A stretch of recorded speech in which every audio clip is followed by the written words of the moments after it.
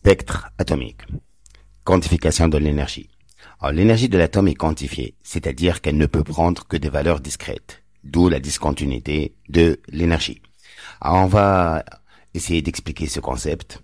Donc, la vente de beurre chez l'épicier, par exemple, est contenue. C'est-à-dire qu'on peut acheter la quantité qu'on veut. C'est-à-dire, je peux aller chez l'épicier et demander une quantité de beurre, par exemple 382 grammes ou 383 grammes. Il peut me fournir ça grâce à une balance électronique. Alors que la vente du beurre dans les magasins est discontinue. C'est-à-dire qu'on ne peut acheter qu'une quantité bien déterminée, 100 grammes, 200 grammes, etc. Alors, faites attention, donc la mécanique de Newton ne peut pas interpréter cette quantification. C'est-à-dire, c'est un nouveau concept de la physique quantique.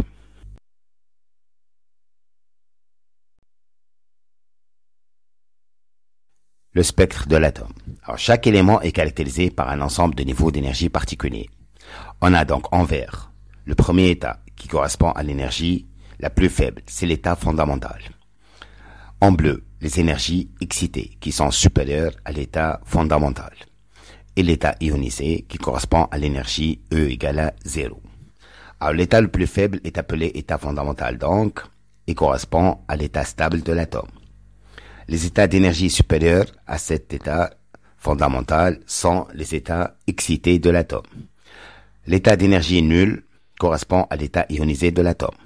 L'énergie d'ionisation est l'énergie qu'il faut fournir à un atome dans son état fondamental pour l'ioniser.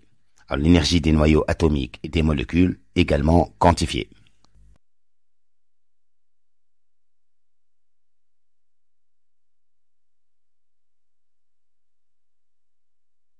Selon Planck, un rayonnement lumineux monochromatique de fréquence nu correspond à un flux de photons, ayant chacun l'énergie E égale à H fois nu, avec nu égale à C sur lambda, donc ça fait l'énergie égale à HC sur lambda. H est la constante de Planck.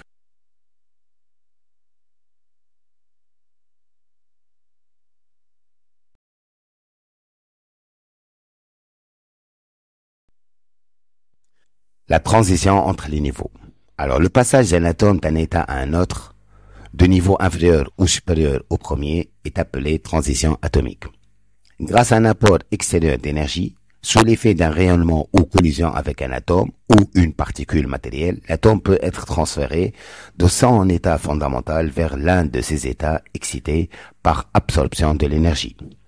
Alors, lorsque l'atome est dans son état excité, il peut aussi se désexciter par l'émission d'un photon pour passer à un état d'énergie inférieure. Alors, la fréquence du photon émis est absorbée lors de la transition entre deux niveaux EI et EJ tels que EI supérieur à EJ, est donnée par la relation de bord EI moins EJ égale à H fois nu.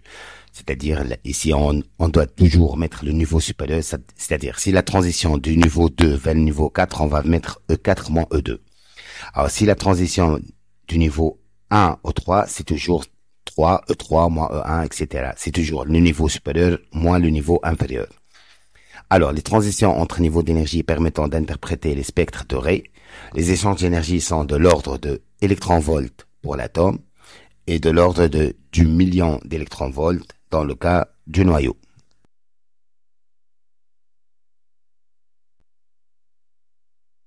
Expérience de Frank et Hertz.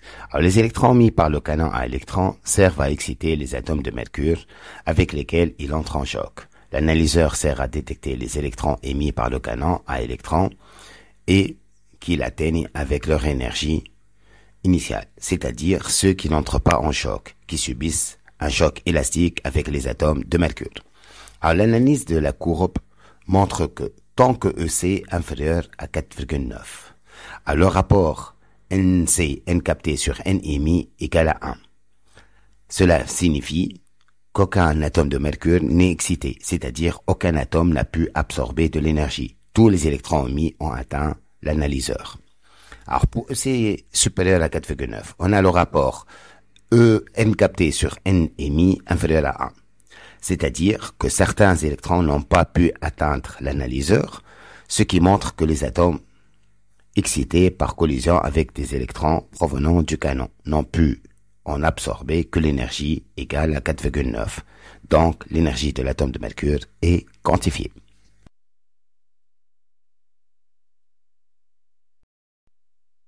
Série de raies. On appelle série de raies l'ensemble de transitions de retour vers un même état d'énergie.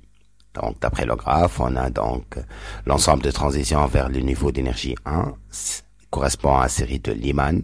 C'est du l'ultraviolet, c'est-à-dire des raies qu'on ne peut pas observer, c'est inférieur à 400 nanomètres.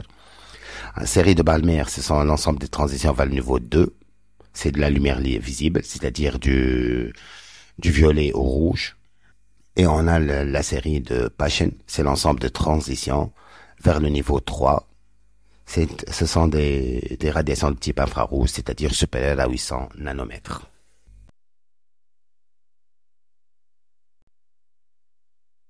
Le spectre atomique.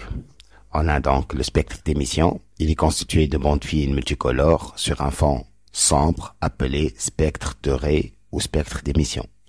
Spectre d'absorption. Il est le spectre contenu de la lumière blanche qui lui manque des raies correspond à des radiations absorbées par les atomes de cet élément chimique. Alors la cannelure d'un spectre d'absorption sont superposables aux raies du spectre d'émission du même élément chimique. Chaque élément chimique donc est caractérisé par son propre spectre. Il est considéré comme la carte d'identité de l'élément chimique. Alors, j'ai représenté donc trois spectres, spectre contenu, ou spectre d'émission, ou spectre d'absorption. Alors, le spectre d'émission, il contient quelques raies, donc ne peut pas être contenu. Le spectre d'absorption, il lui manque quelques raies, donc il possède des bandes noires, donc il lui manque quelques raies colorées, donc il n'est pas contenu.